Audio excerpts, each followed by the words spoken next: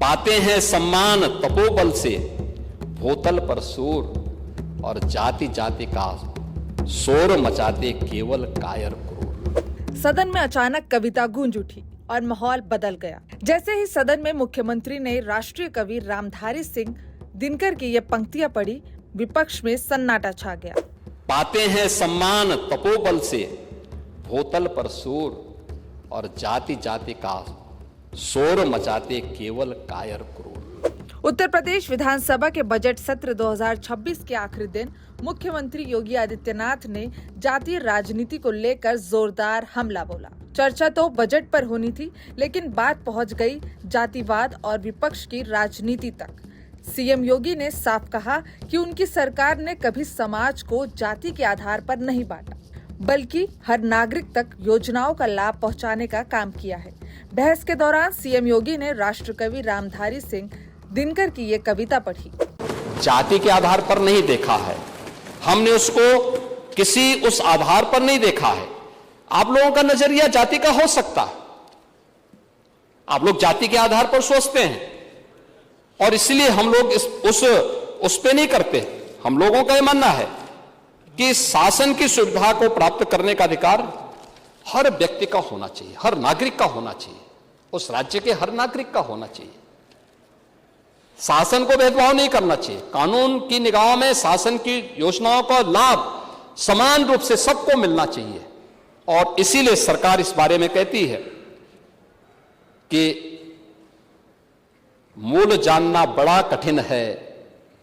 दिनकर की पंक्तियां मुझे याद आती हैं, आप लोग भी गाते रहे होंगे अपने समय में, कि मूल जानना बड़ा कठिन है नदियों का वीरों का, धनुष छोड़कर और गोत्र क्या होता रणधीरों का।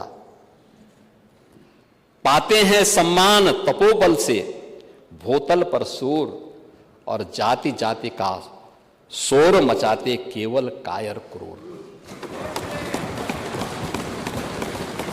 आप लोग केवल जातीय आधार पर समाज को बांटते रहे। उस दलित के बच्चे के बारे में नहीं सोचते थे जो इंसेफ्लाइटिस से पीड़ित होकर के दम तोड़ता था। उस अति पिछड़ी जाति के बच्चे के बारे में नहीं सोचते। इन पंक्तियों के जरिए उन्होंने विपक्ष पर सीधा निशाना साधा। उनका इशारा साफ तौर पर सीधे सीधे सपा की ओर थे, जो पीढ़ी यानी पिछड़ा, दलित, अल्पसंख्यक समेत जातिगत राजनीति पर लगातार जोर दे रहे हैं। लोकसभा चुनाव 2024 में पीडीए की रणनीति के जरिए अखिलेश यादव ने बीजेपी को चुनौती दी थी।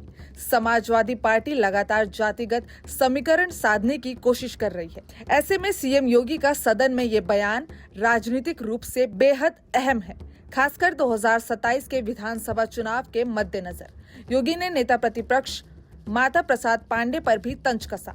कहा, अगर आपकी सरकार ने अपने समय में गरीब ब्राह्मण बच्चों को स्कॉलरशिप दे दी होती तो उनका भला हो जाता। सीएम बोले कि विपक्ष की राजनीति केवल जाति तक सीमित रही है, जबकि मौजूदा सरकार सबके विकास की बात करती है।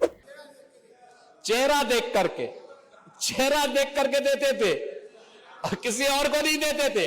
अरे पांडे जी एक बात बताइए, कम से कम उन गरीब ब्राह्मणों को भी दे दिए होते। जो गरीब ब्राह्मण बेचारे जो गरीब ब्राह्मण स्कॉलरशिप नहीं पाते हैं, संस्कृत पढ़ने वाले गरीब ब्राह्मण जीने तो पावे। नहीं, मैं वही कह रहा हूं ना, नहीं दिए। तो यही मैं पूछ रहा हूं कि आप लोग तो उन गरीबों पर भी अत्याचार किए। राजनीतिक विश्लेषकों का मानना है कि ये बयान सिर्फ सदन की बहस तक सीमित नहीं है। 2027 के चुनाव से पहले मुख्यमंत्री ने अपनी दिशा और इरादे साफ कर दिए हैं। सरकार की योजनाएं सबके लिए है, बिना किसी जातिगत भेदभाव के। साफ है, विधानसभा का ये भाषण सिर्फ बजट सत्र का समापन नहीं, बल्कि आगामी चुनावी मुकाबले का ट्रेलर भी माना जा रहा है। कविता के जरिए दिया गया सीएम योगी का ये संदेश आने वाले दिनों में यूपी चुनाव के मंच से भी गूंज सकता है। भारत बज़ लाइव, हर खबर में भारत।